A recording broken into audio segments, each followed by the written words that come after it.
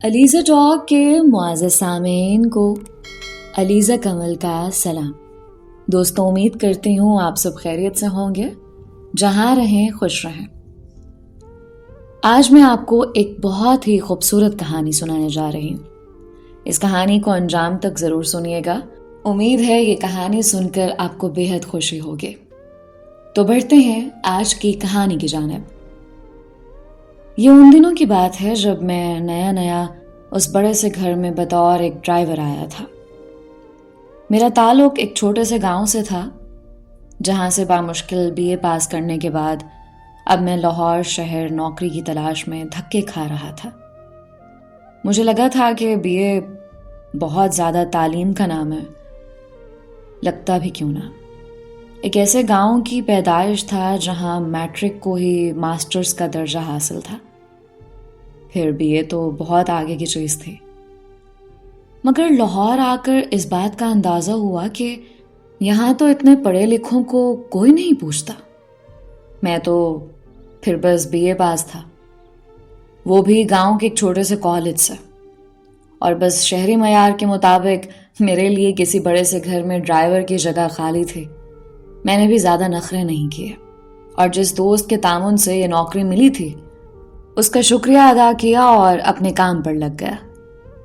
میرا بس یہی خواب تھا کہ اس شہر میں مزید پڑھوں گا بھی اور کچھ پیسے گھر بھیج کر ان کا سہارا بھی بنوں گا۔ مگر میں نہیں جانتا تھا کہ اس دنیا میں لاہور نام کا ایک شہر ہے جو انسان اس شہر آ کر بسنے لگتا ہے وہ اسی کا ہی ہو جاتا ہے۔ میرے دو خواب تھے، تعلیم اور اماں ابا کا سہارا بننا۔ مگر وقت گزرنے کے ساتھ ساتھ ایک تیسرا خواب بھی آنکھوں میں بسنے لگا تھا، جس نے مجھ سے میرے پہلے دونوں خوابوں کی بصارت چھین لی تھی۔ آج مجھے اس بڑی سی کوٹھی میں کام کرتے 5واں دن تھا۔ صاحب بہت اچھے انسان تھے، مگر ان کی بیوی تھوڑی نخرے والی تھی۔ صاحب کے 3 بچے تھے، 2 بیٹیاں اور 1 بیٹا، سبھی اچھے کالج اور یونیورسٹیوں میں پڑھتے تھے۔ مجھے آج بھی اچھی طرح یاد ہے، میں گاڑی دھو رہا تھا جب میری نظر بالائی منزل پر پڑی۔ وہاں موجود کمرے کی کھڑکی نیچے لان کی طرف کھلتی تھی۔ جب میں نے گردن اوپر کر کے دیکھا تو وہاں ایک لڑکی کھڑی کھڑکی میں آسمان کو دیکھ رہی تھی۔ سورج کی روشنی عین اس کے چہرے پر پڑ رہی تھی۔ ایک پل کو مجھے یوں لگا جیسے دنیا جہان کی روشنی اس کے چہرے پر اتر آئی ہو۔ وہ لڑکی ارد گرد کے ماحول سے بے خبر بس آسمان کو دیکھے جا رہی تھی، اور میں حیران ہو رہا تھا کہ وہ کون تھی۔ آج سے پہلے تو میں نے کبھی اسے دیکھا نہیں تھا۔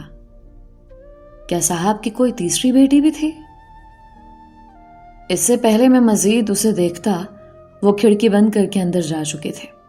یہ کیا کر رہے ہو احد؟ وہ اس گھر کی مالکن ہے، اپنے دل کو سنبھالو۔ یہ آواز بے اختیار میرے دل سے آئی۔ میں نے جلدی سے آنکھیں چرا لیں، اپنی حرکت پر شرمندگی سی ہو رہی تھی۔ لیکن میں یہ بھی جانتا تھا میرے دل میں اس لڑکی کے نام کا ایک چور دروازہ کھل چکا ہے۔ اگلے دن میری حیرانی کی کوئی حد نہیں تھی جب میں نے دیکھا کہ وہی لڑکی ہاتھ میں پرس پکڑے میرے پاس آ رہی ہے۔ شاید اسے کہیں جانا تھا۔ مجھے اچھی طرح یاد ہے، اس نے جامنی رنگ کی فراک پہنی تھی، کمر تک آتے لمبے بالوں کو کھلا چھوڑے سر پر جامنی رنگ کا ہی دوپٹہ ٹکایا ہوا تھا، جن میں سے کچھ بال ہوا کی وجہ سے جھلملا رہے تھے، اور میں وہیں کھڑا ان کا ایک دوسرے سے الجھنا محسوس کر سکتا تھا۔ گاڑی فارغ ہے؟ اس نے قریب آ کر 2 ٹوک لہجے میں پوچھا۔ میں بھی جلدی سے جھلملاہٹ سے باہر آیا، اور جانے میرے منہ سے ایک دم نکلا، نہیں، میرا مطلب ہے کہ فارغ ہے۔ بغیر مجھ سے کوئی بات کیے وہ گاڑی میں بیٹھنے لگے۔ میں نے اس کے لیے جلدی سے گاڑی کا دروازہ کھولا اور خود آگے جا کر بیٹھ گیا۔ بیگم صاحبہ کہاں جانا؟ میں نے پوچھا۔ کہیں بھی، وہ کھوئی سی بولی۔ میں سمجھا نہیں۔ اس میں نہ سمجھنے والی کیا بات ہے؟ بس کسی ایسی جگہ لے جاؤ جہاں کچھ پل خود کو آزاد محسوس کر سکوں. بھیڑ ہو پر کوئی مجھے جانتا نہ ہو. اب زیادہ سوال مت کرنا پلیز. میں خاموش ہو گیا تھا. 2 سیکنڈ لگے تھے مجھے یہ سوچنے میں کہ مجھے اسے جہاں لے کر جانا ہے، مگر میرا دل اس کی اداس آنکھوں میں ڈوب رہا تھا. تھوڑی دیر بعد میں گاڑی لے کر مال روڈ پہنچا. لاہور کی خوبصورت سڑک جہاں بس چلتے رہنے کا دل کرتا ہے. مجھے اس وقت مال روڈ کے علاوہ کوئی اور جگہ سمجھ ہی نہیں آ رہی تھی. میں نے ایک جگہ گاڑی پارک کی. بیگم صاحبہ ہم پہنچ آئے. میرے اتنا کہنے پر اس نے کوئی سوال نہیں کیا کہ کہاں آئے ہیں. بس گاڑی سے اتری اور باہر نکل آئے. وہ اس جگہ کو پہلے سے ہی جانتی تھے، اس لیے وہ سڑک کے ایک سائڈ پر وہ مجھ سے 2 قدم آگے چل رہی تھی اور میں اس سے پیچھے. کتنا مکمل محسوس ہو رہا تھا سب کچھ. کچھ دیر خاموش رہنے کے بعد آخرکار وہ بولی، تمہیں کیسے پتا کہ مجھے یہ سڑک پسند ہے؟ مجھے پتا نہیں تھا. میں بس پتا نہیں کیوں یہاں لے آیا. میں اس اتفاق پر حیران ہو رہا تھا. تمہارا نام کیا ہے؟ وہ ایک بار پھر بولے مگر رکے نہیں. احد علی. اور آپ کا؟ میں نے ڈرتے ڈرتے پوچھا، گویا وہ غصہ ہی نہ کر جائے. مہرماں. یعنی چاند؟ میں بے ساختہ بولا. وہ پلٹی اور مسکراتے ہوئے بولی، ہاں شاید. وہ کچھ دیر والی سخت مہرماں جانے کہاں چلی گئی تھی، اور یہ جو میرے آگے چل رہی تھی یہ تو کوئی مہربان آنکھوں والی مہرماں تھی جس کے چھوڑے گئے قدموں کے نشان پر میں قدم رکھ کر چل رہا تھا. آپ پریشان ہیں؟ میں نے ہمت کر کے ایک اور سوال پوچھ لیا. اداس ہوں، بہت اداس. خالی، بہت خالی. اس کے لہجے سے اس کی اداسی عیاں ہو رہی تھی. میرا دل چاہا کہ میں اس کا ہاتھ تھام لوں اور کہوں کہ اپنی ساری اداسی میرے کندھوں پر ڈال دو، کیونکہ تمہیں صرف اس دنیا میں مسکرانے کا حق ہے. خیر میں بس یہ سوچ سکتا تھا. اور پھر وہ بولنا شروع ہوئی. اس نے مجھے بتایا کہ وہ صاحب کی پہلی بیوی میں سے ہے جو کہ اس کے بچپن میں ہی مر گئی تھی، اور پھر صاحب نے دوسری شادی کر لی اور اس کے وجود کو مکمل نظر انداز کر دیا. اب وہ گھر والوں کے لیے ایک اضافی سامان کے علاوہ کچھ بھی نہیں ہے. مجھے یہ سن کر بہت دکھ ہو رہا تھا. میں جلدی جلدی قدم اٹھاتا اس کے مقابل پہنچا. اب میں اور وہ ساتھ چل رہے تھے. بیگم. میرے منہ سے بس اتنا نکلا. اس نے چونک کر میری طرف دیکھا. کیا میں نے کچھ غلط کہا؟ میں جانتا تھا میں نے لفظ ادھورا چھوڑا، مگر میں معصوم بننے کی ایکٹنگ کرنے لگا. میں تمہاری بیگم صاحبہ. بیگم نہیں. میں بس مسکرانے لگا تھا، مگر جانے کیوں اچھا لگ رہا تھا اس کے ساتھ چلنا، اس کو سننا اور گاہے بگاہے اس کے بالوں کو ہوا کے جھونکوں کے سنگ رقص کرتے دیکھنا. اور بس لاہور کے اس مال روڈ کے عین بیچوں بیچ میرے دل نے گواہی دی تھی کہ مجھے اپنے ساتھ چلتی اپنی بیگم صاحبہ سے محبت ہو گئی تھی. اس دن ہم لوگ شام تک بس چلتے رہے، ادھر ادھر کی باتیں کرتے رہے. میں نے اسے بتایا کہ میں آگے پڑھ رہا ہوں، اور وقت کیسے گزرا پتہ ہی نہ چلا.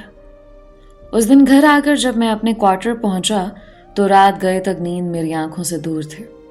قریب تھا تو بس وہ چہرہ، وہ آنکھیں، وہ خوبصورت بال اور مسکراتے ہونٹ. وہ کتنی معصوم، کتنی پیاری تھی. مگر یہ میں کیا کر رہا تھا؟ ایک دم میرے دل نے مجھے جھنجھوڑا. ہوش میں آؤ احد. وہ چاند ہے اور تم زمین، جو بس حسرت سے اسے دیکھ سکتے ہو، اس کی روشنی محسوس کر سکتے ہو، مگر اسے چھو نہیں سکتے. صاحب کو پتہ چلا تو پھر؟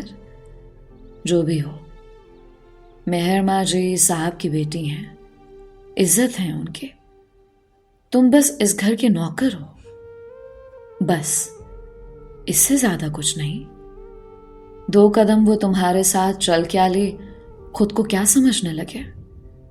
بس یہی سوچتے سوچتے نیند کی رانی مجھ پر مہربان ہو گئی. میں نے بھی سوچ لیا تھا اب مہر ماں سے اجتناب کروں گا، تاکہ دل میں پیدا ہوا محبت کا بیج پروان نہ چڑھے. پر بھلا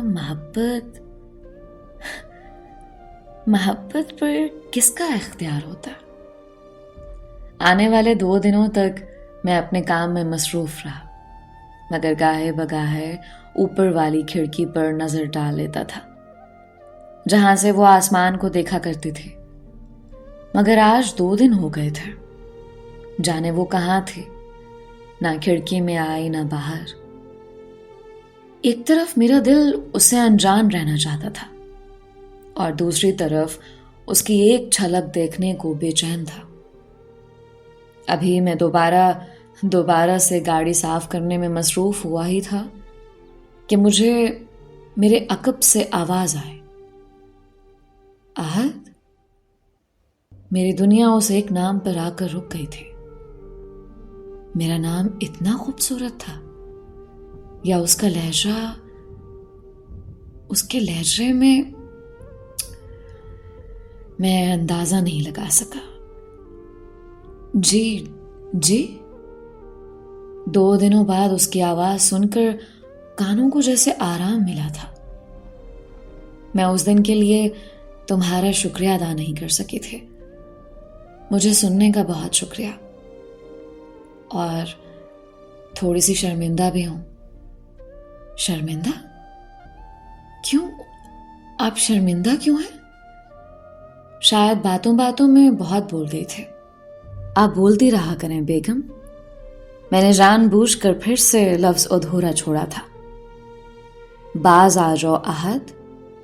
میں نے کیا کیا؟ میں معصومیت سے بولا. بیگم صاحبہ، یہ پورا کیوں نہیں کہتے تم؟ اور میں بس مسکرایا. کیا ہی کہتا آگے سے. اچھا آپ بات سنیں، آپ میرا شکریہ ادا کرنے آئی تھی نا؟ ہاں تو یہ کہ کیا آپ شکریہ کے بدلے میری ایک بات مانیں گی؟ میں خود بھی نہیں جانتا تھا کہ میں یہ بات کیوں کر رہا ہوں. بولو. میرے امتحان شروع ہو گئے کل سے، مگر میری تیاری نہیں ہے. سارا دن کام میں گزر جاتا ہے اور تیاری کا وقت نہیں ملتا. مجھے کچھ سوالات کی سمجھ نہیں ہے. آپ پڑھی لکھی ہیں، سمجھا دیں گی؟ یہ صاف جھوٹ تھا.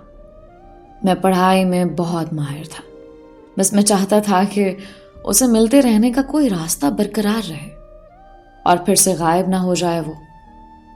وہ کچھ دیر سوچنے لگی اور پھر بولی، ٹھیک ہے، مجھے کوئی مسئلہ نہیں ہے. مجھے یقین تھا وہ نہ نہیں کرے گی. جانے یہ یقین کیوں تھا اس پر مجھے. مگر صاحب جی کو برا تو نہیں لگے گا؟ میں نے جھجکتے ہوئے پوچھا. نہیں، برا تو ان لوگوں کی باتوں کا لگتا ہے جن کی کوئی حیثیت ہوتی ہے. کونے میں پڑی چیزیں جو بھی کریں، کسی کو کیا فرق پڑتا ہے. مگر تم فکر مت کرو، پاپا اور ان کے بیوی بچے 2-3 دنوں کے لیے کسی رشتہ دار کے ہاں شادی پر جا رہے ہیں. میں تمہیں پڑھا دوں گی. وہ دھیما سا مسکرائے. میرا دل چاہا اسے کہوں کہ وہ کوئی فالتو چیز نہیں ہے. کبھی وہ میرے دل سے تو پوچھے. جی شکریہ. میں بس اتنا کہہ سکا اور اپنے کام میں مصروف ہو گیا. وہ بھی جا چکی تھی. اب وہ مجھے پڑھانے آیا کرتی تھی. ہم دونوں لان میں بیٹھ کر پڑھا کرتے تھے. میں ہر وہ سوال جو مجھے آتا بھی تھا بہت توجہ سے سنتا تھا. یوں ہی ہم دونوں بیٹھے ہوئے تھے. وہ مجھے سمجھا رہی تھی کہ اچانک پانی کا پائپ لان میں موجود کیاریوں سے نکل کر نیچے گھاس پر گر گیا، جس سے پانی نکل کر ہماری طرف آنے لگا. میں جلدی سے اٹھ کر ایک طرف ہوا، مگر جانے مہر ماں کے دماغ میں کیا سوچ ہے. اس نے پانی کا پائپ پکڑا اور میری طرف کرتے ہوئے مسکرانے لگی. اس سے پہلے میں کچھ کہتا، مہر ماں اس پائپ سے پانی میرے اوپر پھینکنے لگے. میں تو حیران ہی رہ گیا. وہ مسکرا رہی تھی، کھلکھلا کر ہنس رہی تھی، اور میں اس کو مسکراتا دیکھ رہا تھا، یہاں تک کہ اپنے اوپر گرتا پانی بھول گیا.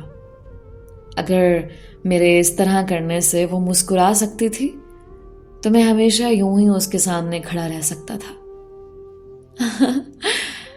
اب بھی بولو نا بیگم، وہ ہنستے ہوئے یہ کہے جا رہی تھی.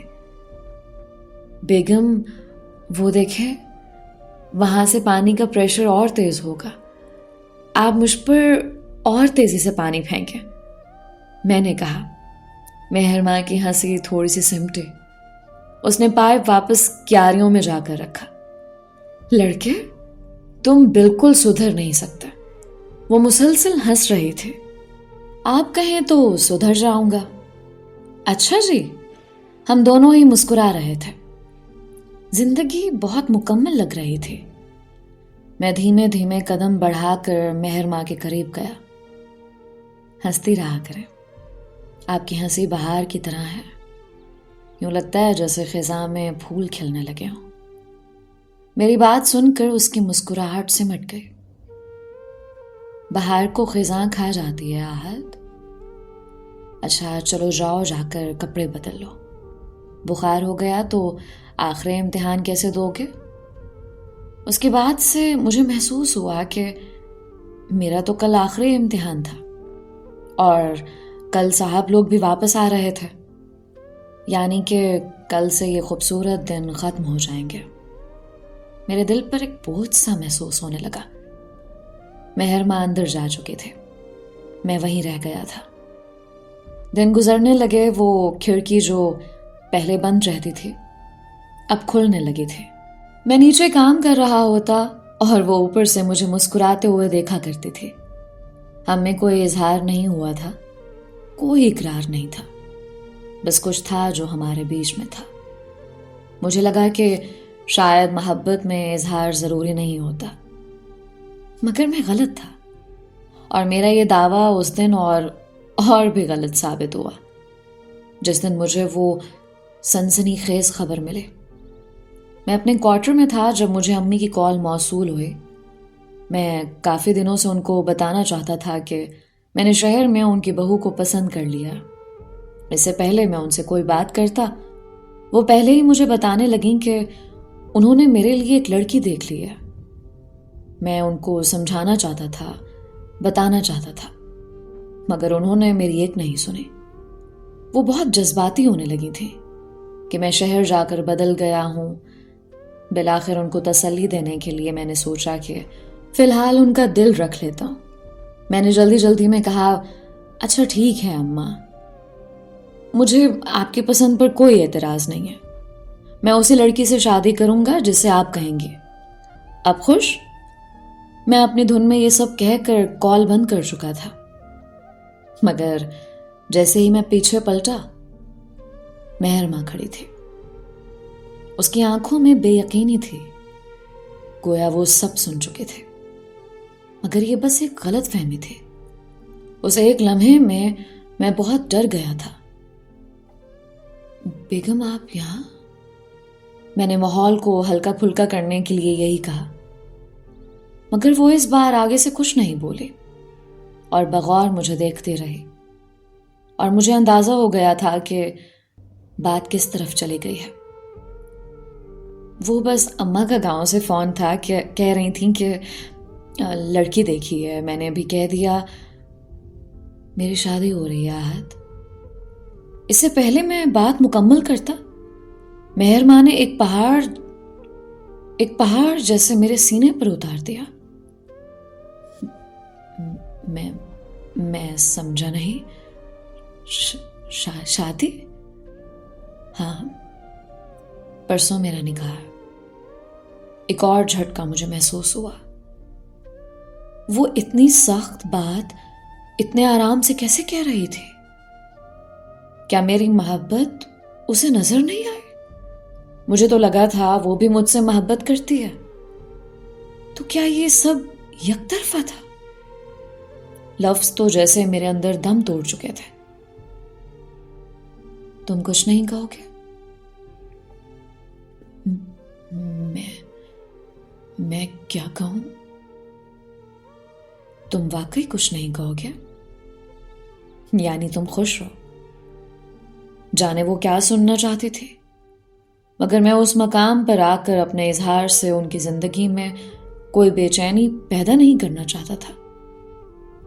اب وقت نکل چکا تھا. پرسوں ان کا نکاح تھا اور جس سے بھی ہوگا وہ انہی کی حیثیت کا ہوگا. میرے پاس کیا تھا مہر ماں کے لیے؟ بس ایک غربت. یہ میں کون سا خواب دیکھنے لگا تھا؟ میں کتنا پاگل تھا نا. میں کچھ پوچھ رہی ہوں آہت. تم خوش ہو؟ جی، ظاہر سی بات ہے. خوش کیوں نہیں ہوگا؟ آپ کو ویسے بھی یہ گھر پسند نہیں تھا. آپ اس سے چلی جائیں گی، آپ کو آزادی مل جائے گی. بیگم صاحبہ، اب میں نے جملہ ادھورا نہیں چھوڑا تھا، کیونکہ اب میرا خواب تو ٹوٹ چکا تھا اور میرا دل بھی. میں سمجھ گئی. وہ پھیکا سا مسکرائے. جاتے جاتے اتنا کہوں گے، آج میں نے تمہیں حق دیا تھا، تم نے کیوں گنوا دیا؟ اتنا کہہ کر وہ رکے نہیں، وہ چلی گئی. شاید ہمیشہ کے لیے. مگر یہ کس حق کی بات کر کے گئی تھی وہ؟ یہ کس الجھن سے دوچار ہو گیا تھا میں؟ وہ کیا کہنا چاہتی تھی؟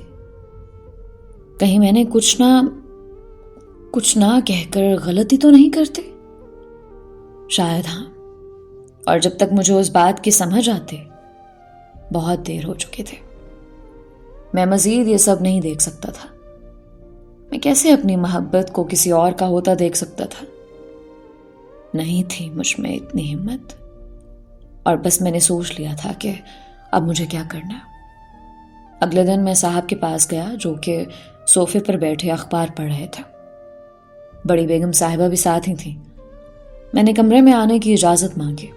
ہاں آ جاؤ احد، وہاں کیوں کھڑے ہو؟ کوئی کام تھا؟ بڑے صاحب نے مجھ سے پوچھا. صاحب جی، وہ مجھے 3-4 دنوں کی چھٹی چاہیے تھی. وہ گاؤں جانا ہے، بہت ضروری کام ہے. گاؤں جانا ہے، چھٹی چاہیے؟ مگر اس موقع پر میں تمہیں کیسے چھٹی دے دوں؟ تم جانتے ہو نا مہر ماں کی شادی ہے کل، اور پھر ہزاروں کام ہے ابھی. اب میں صاحب جی کو کیا بتاتا کہ اسی لیے تو چھٹی چاہیے. میں سمجھ سکتا ہوں، مگر میرا جانا بہت ضروری ہے، ورنہ میں یہ نہ کہتا. میں نے منت کی. اس سے پہلے صاحب جی مزید کچھ کہتے مہر ماں کمرے میں آ گئی. کوئی کہیں نہیں جائے گا پاپا، میری شادی کے 1000 کام ہیں. وہ کیسے ہوں گے؟ میں جانتا تھا کہ وہ جان بوجھ کر مجھے روکنا چاہتی ہے تاکہ میں اپنی بے بسی کا تماشا دیکھ سکوں. مگر وہ ایسا چاہتی ہے تو ایسا ہی صحیح. صاحب جی، بیگم صاحبہ ٹھیک کہہ رہی ہیں، میں بعد میں چلا جاؤں گا. مگر ابھی تو تم کہہ رہے تھے کہ ایمرجنسی ہے. اب نہیں ہے، میں چلتا ہوں، گاڑی میکینک کے پاس لے کر جانی ہے. اتنا کہہ کر میں نے ایک نظر مہر ماں کو دیکھا. اس کی آنکھوں میں مجھے آج کوئی تاثر نہیں دکھا. تو گویا وہ خوش تھے. ہوتے بھی کیوں نہ، ضرور اس کو اس جیسا ہی کوئی ملا ہوگا، پڑھا لکھا، باوقار، امیر انسان. اور میں کیا تھا؟ کوئی حیثیت نہیں تھی میری۔ سر جھکاتا میں وہاں سے چلا گیا، اور پھر وہ دن بھی آ گیا جس دن سے بچنے کے لیے میں دعائیں کر رہا تھا۔ مہر ماں کی شادی کا دن، اور میرے لیے شاید وہ دن سب سے زیادہ اذیت ناک دن تھا۔ میں بس کسی طرح یہاں سے غائب ہونا چاہتا تھا، مگر میں بے بس تھا۔ ابھی میں انہی سب سوچوں میں تھا کہ صاحب میرے پاس آئے۔ احد، جاؤ مہر ماں کو پارلر سے لے آؤ۔ یہ صاحب جی کیا کہہ رہے تھے؟ میں اسے پارلر سے لے آؤں؟ میں یہ سب کیسے کروں گا؟ جس چیز سے اجتناب کرنا چاہ رہا تھا اسی سے سامنا کیسے کروں گا؟ کیا سوچ رہے ہو؟ احد جلدی کرو، بارات آنے والی ہے۔ جی صاحب، اتنا کہہ کر میں پارلر چلا گیا۔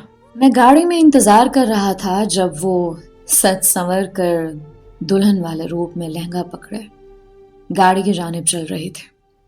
اس کی ایک سہیلی بھی ساتھ تھی۔ میں جلدی سے باہر نکلا اور دروازہ کھولا۔ آج مہر ماں نے مجھ سے نظریں بھی نہیں ملائی تھیں، مگر آج میری نظریں اس پر سے ہٹ ہی نہیں رہی تھیں۔ وہ دلہن بن کر اتنی حسین لگ رہی تھی کہ میرا دل چاہا میں اس کا ہاتھ تھام لوں اور کہیں دور لے جاؤں جہاں وہ بس میرے ہی ہو۔ اس کو دیکھنے کا، سوچنے کا، چھونے کا حق بس میرا ہو۔ پر یہ سب اب بس خیال ہی تھا، خوبصورت خیال۔ میں گاڑی چلا رہا تھا، مگر گاڑی کے شیشے سے پیچھے بھی دیکھ لیتا، وہ کھڑکی سے باہر ہی دیکھ رہی تھی۔ وہ خوش کیوں نہیں تھی؟ اسے تو خوش ہونا چاہیے تھا۔ آدھے گھنٹے بعد ہم گھر پہنچ آئے تھے۔ مہر ماں کو لے جایا جا چکا تھا اور میں وہاں تنہا کھڑا تھا۔ کچھ ہی دیر بعد بارات کا شور شروع ہوا، یعنی بارات آ چکی تھی۔ میں ایک کونے میں لگا یہ سب دیکھ رہا تھا۔ مہر ماں کا دلہا، وہ جسے اس کے ساتھ سٹیج پر بٹھایا گیا تھا، دونوں ایک دوسرے کے ساتھ کے تھے۔ وہ لڑکا بھی کسی ریاست کا شہزادہ لگ رہا تھا۔ مجھ سے مزید نہ دیکھا گیا اور میں مہر ماں پر ایک آخری نظر ڈال کر اپنے کوارٹر میں آ گیا۔ آنکھوں سے آنسوؤں کا سیلاب بہنے لگا۔ میں رو رہا تھا، زندگی میں پہلی دفعہ اور شاید آخری دفعہ۔ کون کہتا ہے مرد روتے نہیں ہیں؟ اگر وہ روتے نہیں ہیں تو پھر یہ میری آنکھوں سے اتنا پانی کیوں بہہ رہا تھا؟ اس سے پہلے میری حالت رو رو کر مزید خراب ہوتی۔ کسی نے کوارٹر کا دروازہ کھولا۔ میں نے جلدی سے آنکھیں صاف کی۔ اوے احد، تو باہر سے کیوں چلا آیا؟ اور یہ تیری آنکھوں کو کیا ہوا؟ گھر کا ایک دوسرا ملازم ہاتھ میں کھانا پکڑے میرے پاس آ کر بیٹھ گیا۔ وہ یہ کھانا میرے لیے ہی لایا تھا، یہ جانے بغیر کہ اس کا ایک لقمہ بھی مجھ پر حرام تھا۔ بس کچھ نہیں، الرجی شروع ہو گئی تھی تو وہ یہاں آ گیا، اور مجھے بھوک نہیں ہے یار۔ کیوں نہیں ہے؟ صبح سے کچھ نہیں کھایا تو نے؟ سارا دن اتنے کام کرتا رہا، تھک گیا ہوگا یار۔ مجھے جب بھوک لگے گی تو کھا لوں گا یہ کھانا، ابھی تو کھا لے یہ سب۔ اچھا چل، جیسے تیری مرضی۔ ویسے تو مہر ماں باجی کی رخصتی نہیں دیکھے گا؟ میں دیکھ کر کیا کروں گا؟ میں نے اداسی سے کہا۔ ہاں دیکھا تو مجھ سے بھی نہیں جا رہا، بیچاری باجی کی قسمت پتہ نہیں ایسی کیوں ہے۔ کیا مطلب کیسی؟ میں چونکا۔ تجھے نہیں پتا؟ کیا نہیں پتا؟ باجی کی جس کے ساتھ شادی ہوئی ہے وہ ان کی مرضی سے نہیں ہوئی، یوں کہہ لے باجی کو بیچا گیا ہے۔ تو پاگل ہو گیا ہے کرم داد؟ یہ کیا اول فال بک رہا ہے؟ مجھے تو کرم داد کی باتیں ہی ہضم نہیں ہو رہی تھی۔ یہ سب وہ کیا کہہ رہا تھا؟ میں حیران ہوں، تجھے یہ سب کیسے نہیں پتا؟ یا شاید تیرا کوئی کوٹھی کے اندر کام نہیں ہوتا؟ پر میری گھر والی صاحب لوگوں کی خاص ملازمہ ہے۔ وہ بتا رہی تھی کہ صاحب کا کاروبار میں بڑا نقصان ہوا تھا، جس کی وجہ سے انہوں نے اپنے کسی دوست سے پیسوں کے لیے مدد مانگی تھی، اور دوست نے شرط رکھی کہ اگر صاحب کو ان کی بیٹی دے دے گا، یعنی اپنی بیٹی دے دے گا، تو ہی وہ پیسہ دے گا۔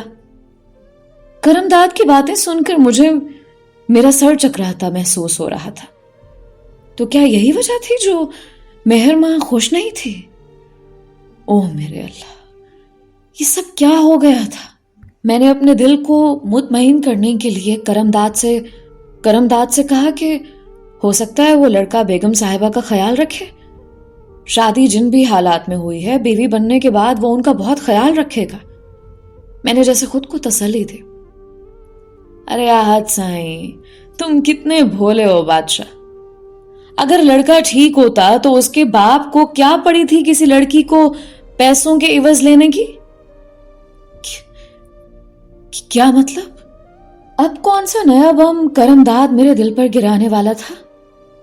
مطلب یہ کہ لڑکا ذہنی مریض ہے.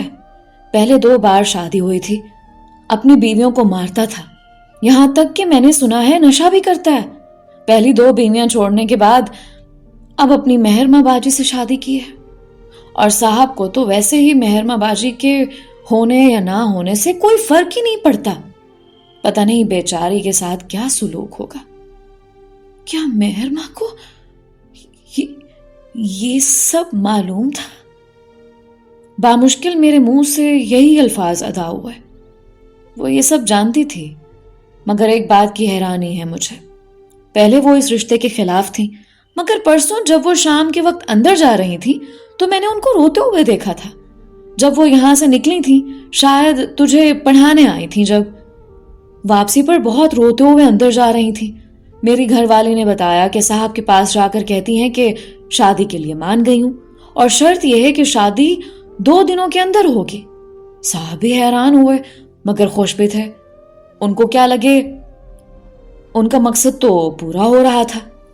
یہ کیا کوئی فلم چل رہی تھی یا کوئی ڈرامہ تھا؟ یہ سب کیا ہو رہا تھا؟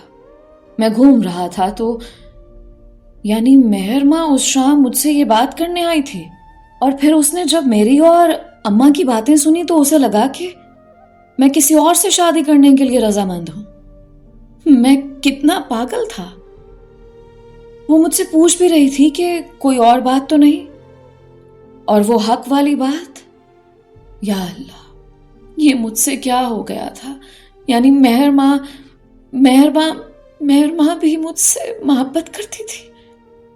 میں جلدی سے کھڑا ہوا اور باہر کی طرف بھاگا.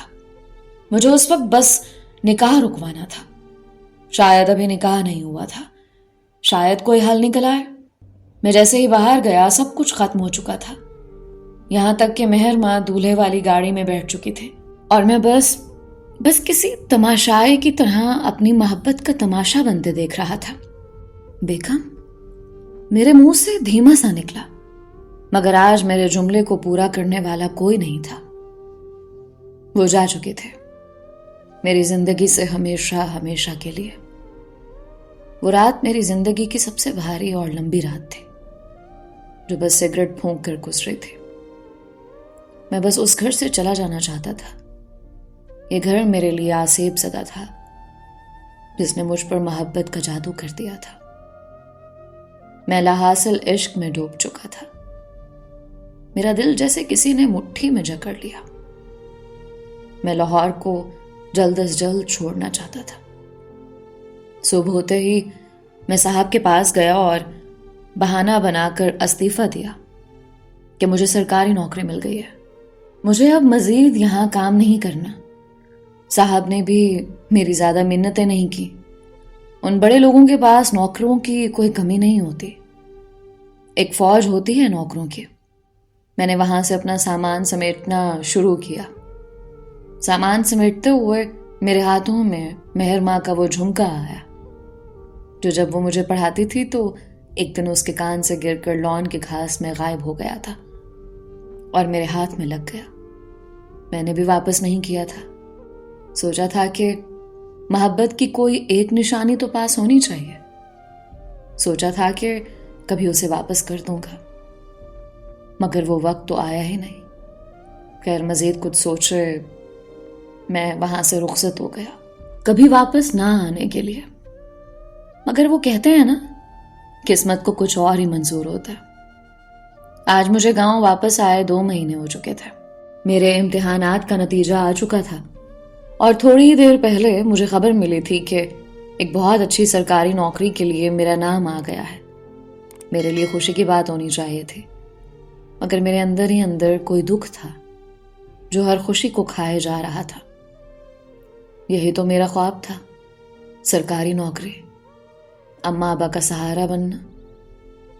مگر ایک تیسرا خواب بھی تو تھا جو میرے اندر اس طرح ٹوٹا تھا کہ اس کی چبھن سے آج تک آنکھیں لال ہو جاتی تھیں۔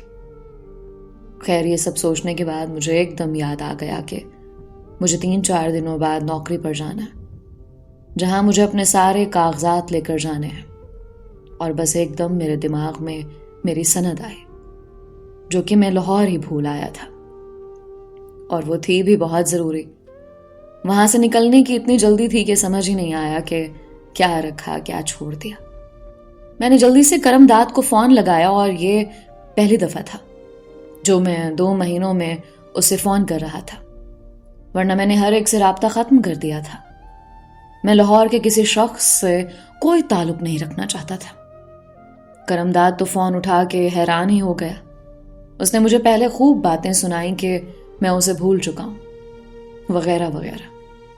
خیر، پھر میں نے اسے بہت مشکل سے منا کر سند کی بات کی اور کہا کہ مجھے ڈاکیے کے ہاتھ ارسال کروا دے، مگر اس کی ضد تھی کہ ایک ہی شرط پر سند دوں گا، اگر میں خود وہ آ کر لوں۔ میرے لیے اس گھر میں جانا ایسے تھا جیسے انگاروں پر چلنا، مگر میں جانتا تھا کرم داد مجھ سے ملے بغیر وہ سند نہیں دے گا مجھے۔ میں نے زندگی میں ایک آخری بار لاہور جانے کا فیصلہ کیا اور نکل پڑا لاہور کے لیے۔ کرم داد نے میرے لیے دروازہ کھولا اور مجھے سیدھا کوارٹر میں لے گیا، جہاں اس نے میرے لیے کھانے پینے کا انتظام بھی کیا ہوا تھا۔ کچھ دیر ہم میں ہلکی پھلکی باتیں ہوتی رہیں۔ میرا دل چاہا میں اسے مہر ماں کے بارے میں پوچھوں، کیسی ہے وہ، یہاں آتی ہے؟ اور بس دل کی مان کر میں نے کرم داد سے پوچھ ہی لیا، وہ بیگم صاحبہ آتی ہیں؟ وہ کیسی ہیں؟ کون، مہر ماں باجی؟ ہاں، وہ بس شادی کے بعد 2 بار آئی تھیں، وہ بھی کچھ دیر کے لیے۔ کیسی تھیں وہ؟ کیسی ہو سکتی ہیں؟ ایک شکی اوباش اور ذہنی مریض شوہر کے ساتھ کوئی عورت کیسے ہو سکتی ہے؟ میری گھر والی بتا رہی تھی کہ باجی بالکل چپ سی ہو گئی ہیں، پہلے پھر بھی کوئی بات کر لیا کرتی تھیں، اب تو جیسے ڈری سہمی سی رہتی ہیں۔ بیچاری، میرا دل پھر سے بھاری ہو گیا تھا۔ کاش میں اتنا بزدل نہ ہوتا، کاش میں اظہار کر دیتا، کاش سب ٹھیک ہو جاتا، مگر، اور بس اس مگر کے آگے میرے پاس کچھ نہیں تھا۔ میں جلدی سے اٹھا اور سارے کاغذات رکھ کر کرم داد سے ملا۔ مجھے جلد ہی گاؤں جانے والی بس پکڑنی تھی۔ ابھی میں گیٹ پر پہنچا ہی تھا کہ گیٹ کا دروازہ کھلا اور ایک گاڑی اندر داخل ہوئی۔ کوئی اس گاڑی سے اتنا تیزی سے نیچے اترا، پیچھے کا دروازہ کھولا اور ہاتھ پکڑ کر اس لڑکی کو منہ کے بل زمین پر پھینکا۔ یہ منظر دیکھ کر میرے تو 14 طبق روشن ہو گئے، کیونکہ وہ آدمی کوئی اور نہیں، مہر ماں کا شوہر تھا، اور وہ لڑکی جو اس وقت میرے قدموں میں گری ہوئی تھی وہ مہر ماں تھی۔ اس سے زیادہ کچھ میرے لیے ذلت آمیز ہو سکتا تھا کہ میری محبت جسے میں نے دل میں بسایا تھا وہ زخمی حالت میں میرے قدموں میں پڑی تھی۔ مہر ماں نے اپنا زخمی چہرہ اوپر کر کے میری طرف دیکھا، اور بس یہاں میری برداشت کی حد ختم ہو گئی تھی۔ میں غصے سے آگے بڑھا اور مہر ماں کے شوہر کا گریبان پکڑ لیا۔ گھٹیا آدمی، یہ بیوی ہے تیری ہمت بھی کیسے ہوئی یہ سب کرنے کی؟ جانے مجھے کیا ہو گیا تھا، سب ملازم یہاں تک کہ صاحب اور ان کی بیگم بھی جلدی سے باہر آ گئے اور ہم دونوں کو ایک دوسرے سے چھڑوانے لگے۔ احد، چھوڑو اسے، ہوش میں تو ہو؟ صاحب مجھ پر چیخے۔ یہ آپ اس آدمی سے پوچھیں، کیا حال کر دیا اس نے آپ کی بیٹی کا؟ آپ کو اب بھی میری پڑی ہے؟ میں نے ایک نظر مہر ماں کو دیکھا جو اب بھی زمین پر گری تھی اور خاموش نظروں سے مجھے دیکھ رہی تھی۔ کیا حال ہو گیا تھا؟ کیا حال بنا دیا تھا اس جانور نے اس کا. میرا بس نہیں چل رہا تھا کہ اسے جان سے ہی مار دیتا. تم ہمارے گھر کے مسئلوں میں مت بولو احد. نوکر تھے نوکر ہی رہو. اور تم بتاؤ فرقان بیٹا کیا ہوا ہے؟ صاحب ابھی بھی اسے بیٹا کہہ کر بلا رہے تھے جبکہ ان کی اپنی سگی بیٹی زمین پر زخمی پڑی تھی. انکل آپ کی بیٹی پاگل ہو گئی ہے. کہتی ہے کہ میں نے اسے طلاق دے دی ہے. جھوٹ بول رہی ہے یہ. اتنا سن کر بڑی بیگم صاحبہ مہر ماں کی جانب بڑھی اور اسے جھنجھوڑتے ہوئے اٹھا کر باتیں سنانے لگی. مہر ماں جو کہ خاموش تھی بالآخر بہت مشکل سے صرف اتنا بولی, یہ مجھے 3 طلاقیں دے چکا. میں قسم کھا کر کہتی ہوں. جھوٹ بول رہی ہے, جھوٹ بول رہی ہے یہ. آپ کی جھوٹی بیٹی اس حد تک گر سکتی ہے. دیکھ رہے ہیں آپ؟ ان کی باتوں کو سن کر صاحب تیزی سے مہر ماں کی جانب بڑھے اور ایک تھپڑ اسے لگانے ہی والے تھے کہ میں نے ہاتھ پکڑ لیا. یہ وہ ہمت تھی جو مجھے پہلے دکھانی چاہیے تھی, مگر شاید اس کا صحیح وقت اب تھا. بس بہت ہوا. اب کوئی مہر ماں کی طرف بڑھا تو میں اسے جان سے مار دوں گا. اور مجید صاحب, آپ اپنی بیٹی پر یقین نہیں کر رہے اور اس ذہنی مریض پر یقین کر رہے ہیں. یہ آپ بھی جانتے ہیں کہ مہر ماں سچ کہہ رہی ہے.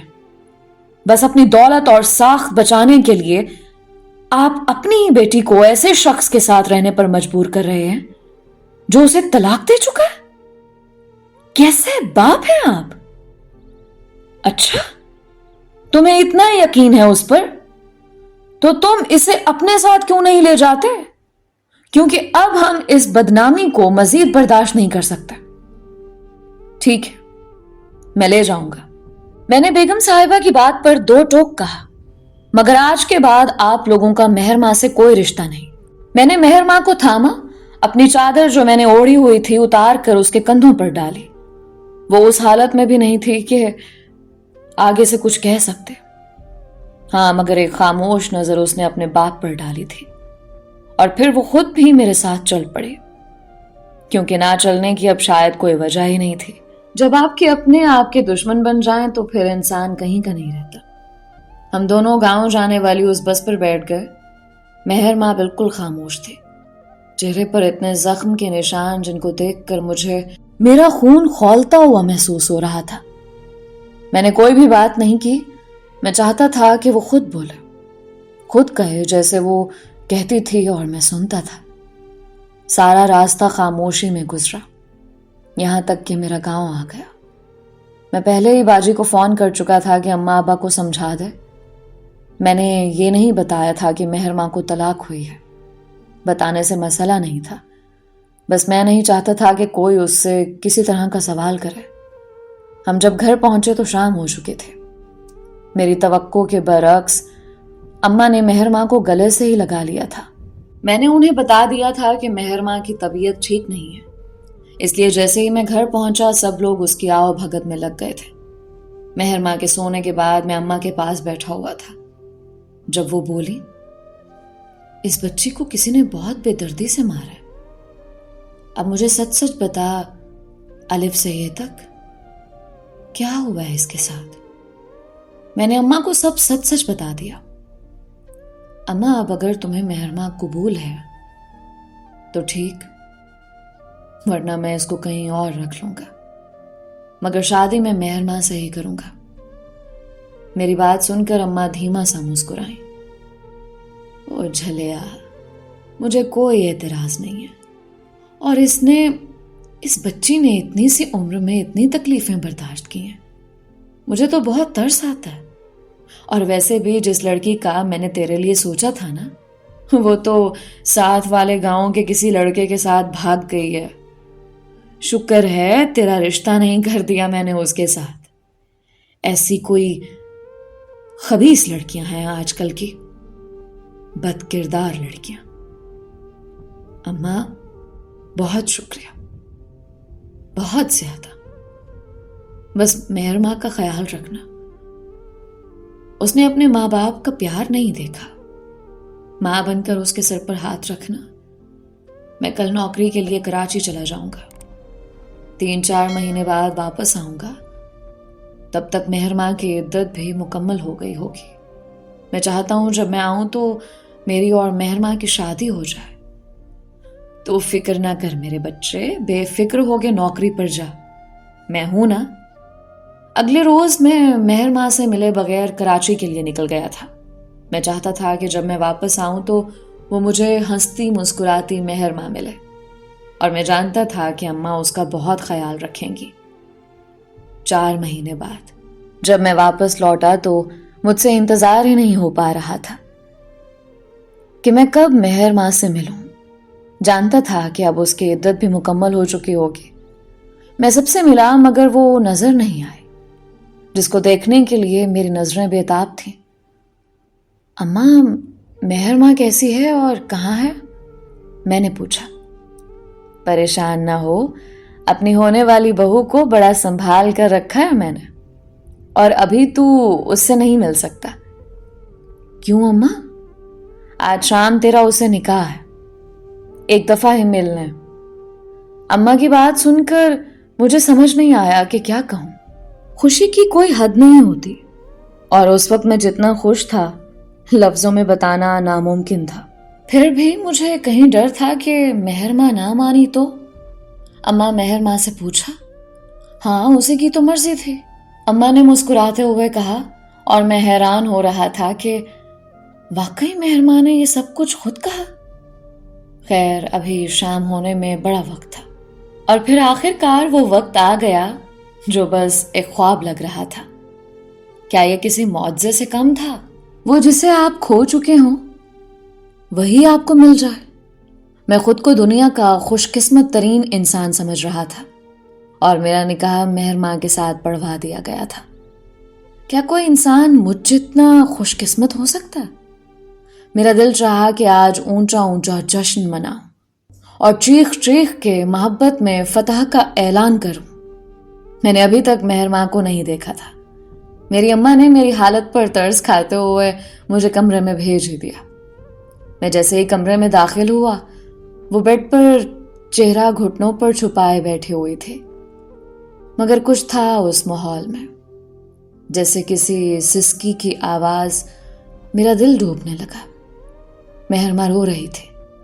मैं जल्दी से उसके पास गया और उंगलियों से उसकी ठोड़ी को पकड़ा और चेहरा ऊपर किया। वो रो रही थी, आंखें लाल हो चुकी थी। वो बला की हसीन लग रही थी, मगर ये रोती आंखें मेरा दिल भारी कर चुकी थी। आवेश कम करें बेगम, मैं इनमें डूब जाऊंगा। मैंने माहौल हल्का फुल्का करने की कोशिश की, मगर उसने एक झटके से मुझे साइड पर किया। क्यों किया मेरे साथ? क्यों किया ऐसा? मुझे वक्त के रहमो करम पर क्यों छोड़ दिया? मैं जानता था कि ये सब होगा, और मैं ये होने देना चाहता था ताकि उसके दिल का गुबार बाहर निकले। मैं बस खामोशी से उसे सुनता रहा। तुम जानते हो आहत, वो वक्त कयामत था। उसने मुझे बहुत जख्म दिए, मेरे जिस्म, मेरी रूह पर। ये देखो मेरे हाथ। उसने रोते हुए अपनी कलाइयों को सामने किया। यहां वो जली हुई सिगरेट रखता था ताकि मुझे तकलीफ हो। वो आहत, वो मेरे बाल नोचता था, मेरे चेहरे पर थप्पड़ मारता था। आज मैं इस काबिल तो नहीं थी। मेहर माँ की सिसकियां किसी छोटे बच्चे की तरह कमरे में गूंज रही थी, और मेरी भी। अल्लाह जी, ये सब कैसे बर्दाश्त किया होगा उसने? मुझसे मजीद नहीं सुना जा रहा था। मैं आगे बढ़ा और उसका सर अपने कंधे पर रखकर बच्चों की तरह सहलाने लगा। वो अभी भी बोल रही थी। आज मुझे तुम बहुत याद आते थे। तुमने क्यों उस दिन इजहार नहीं किया? मैं तुम्हारे पास आई थी, तुमने क्यों मुझे जाने दिया? मेरा दिल तुम पर कुर्बान, मुझे माफ कर दो। इतना कहते मैंने उसके सर पर बोसा दिया। मेरे आंसू भी आंखों से रवां थे। उसकी बर्दाश्त की गई एक एक तकलीफ मुझे मेरे दिल पर लगती महसूस हो रही थी। मैं बहुत थक गई हूं आज जिंदगी से, खुद से। میں وعدہ کرتا ہوں میں تمہیں سنبھال لوں گا، تمہارے ان ہاتھوں کو ہمیشہ اپنے ہاتھوں میں تھام کر رکھوں گا، تمہاری ہر کمی کو میں پورا کروں گا، میں ہمیشہ تمہارا بن کر رہوں گا اور تم میری بن کر رہنا۔ میری باتیں سن کر اس نے آنسوؤں سے بھری آنکھوں سے میری طرف دیکھا۔ یہ مجھے تم کیوں کہہ رہے ہو؟ اس کی پھولی ہوئی ناک پر مجھے ہنسی آ گئی، اس پر نخرہ بھی کتنا پیارا لگتا تھا۔ اچھا تو کیا بیگم کہوں؟ میں اب بھی بیگم صاحبہ ہوں۔ اب بیگم ہو یا صاحبہ بس میری ہو، میں نے اس کے ماتھے کا ٹیکا ٹھیک کرتے ہوئے کہا۔ اب کبھی رونا مت، تمہاری آنکھوں میں آنسو نہیں دیکھ سکتا میں۔ تم مجھے کبھی چھوڑو گے تو نہیں؟ وہ دنیا جہاں کی معصومیت سجائے ہوئے بولی۔ تم مجھے پکڑ کر رکھنا، کہیں جانے نہیں دینا۔ میں نے پکڑ کے نہیں رکھا تو تم چھوڑ دو گے؟ نہیں، پھر میں تمہیں پکڑ لوں گا۔ میری بات پر وہ مسکرائے۔ دنیا کی ساری بہاریں تمہاری اسی ہنسی پر قربان، بس مسکراتی رہا کرو۔ میری بات سن کر اس نے اپنا سر میرے سینے پر ٹکا دیا۔ دن گزرتے رہے، میں شہر کام پر چلا جاتا تھا۔ میری کوشش ہوتی تھی کہ مہینے میں کم از کم 2 چکر تو میں ضرور لگاؤں۔ ہماری زندگی بہت خوبصورت گزر رہی تھی، جب ایک دن یوں ہی میں شہر سے گھر کچھ دن چھٹی پر آیا ہوا تھا۔ یہ دن کا وقت تھا اور میں مہر ماں کے ساتھ گھر کی صفائی میں مصروف تھا، جب دروازہ بجنے کی آواز آئے۔ تم رکو، میں دیکھتا ہوں، مہر ماں سے کہتے میں دروازہ کھولنے چلا گیا۔ مجھے لگا کہ میری اماں لوگ واپس آئے ہیں، جو 2 دن قبل کسی رشتہ دار کے ہاں گئے تھے، مگر دروازہ کھول کر میں جیسے حیران ہی رہ گیا۔ یہ تو وہ مجید صاحب تھے، مہر ماں کے والد۔ صاحب جی آپ اندر آئیں۔ جو بھی تھا وہ اب میرے سسر تھے، اس لیے میں نے پچھلے سارے اختلافات بھلا کر ان کو کھلے دل سے خوش آمدید کہا۔ بکواس بند کرو اور بتاؤ میری بیٹی کہاں ہے؟ مجھے توقع نہیں تھی کہ وہ آج بھی اتنے ہی بد لحاظ تھے جتنے پہلے دن سے تھے۔ خیر میں خاموش ہو گیا، تب تک مہر ماں بھی باہر آ گئی۔ پاپا آپ یہاں؟